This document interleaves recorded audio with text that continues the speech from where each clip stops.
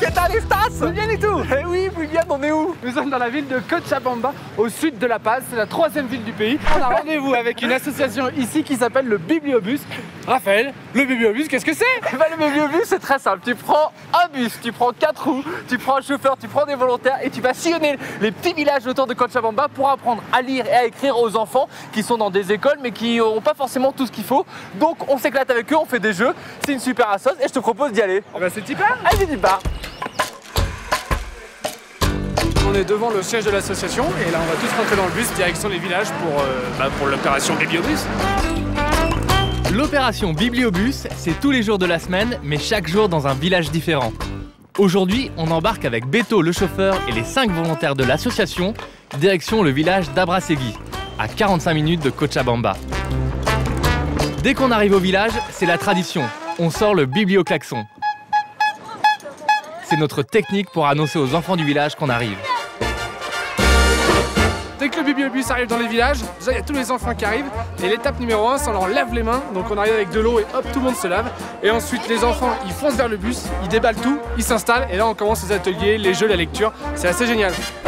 Pendant que les enfants se lavent les mains, on déballe tout ce qu'il y a dans le Bibliobus. Une quinzaine de tables, des chaises et bien sûr les caisses de livres. J'ai l'impression que cette collection fonctionne extrêmement bien. Une fois déballé, chaque enfant choisit son livre et se dépêche de s'installer à une des tables. Les ateliers lecture peuvent enfin commencer. Donc le bibliobus est là, tous les enfants sont installés pour faire de la lecture.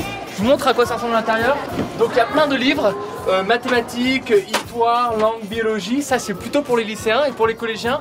Il y a plein de petits bouquins avec des histoires de princesses, de contes. Parce qu'il faut savoir, une chose importante, c'est que 60% des gens qui savent lire ici ne comprennent pas forcément quand ils lisent. Donc c'est important d'avoir des ateliers avec des volontaires qui vont permettre de comprendre la lecture, de prendre le temps et de s'améliorer tout simplement. Check.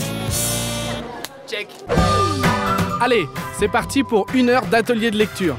Chaque volontaire s'installe à une table et en fonction de l'âge des enfants, on les fait lire, écrire et répéter. Et nous, avec notre niveau d'espagnol, on a tout misé sur le mime. En plus des livres, dans le Bibliobus, il y a pas mal de jeux de société, aussi des trousses avec ce qu'ils n'ont pas forcément, c'est-à-dire des ciseaux, de la colle, des crayons à papier, des feutres pour faire des dessins. Donc vraiment le Bibliobus à chaque fois dans les villages amène à la fois des livres pour s'améliorer en lecture, mais aussi plein d'activités pour les enfants et aussi surtout du matériel scolaire.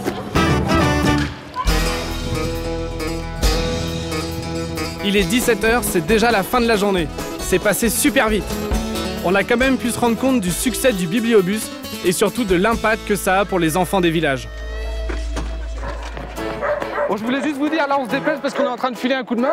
Il est 17 h, c'est la fin de journée, le Bibliobus a terminé. Il rentre à Cochabamba. Voilà, et demain il repart dans un autre village pour donner des leçons de lecture et d'apprentissage aux enfants dans un autre village. Et les chiens sont très excités. C'est extraordinaire. Alors on y va. On va pas de temps, ciao.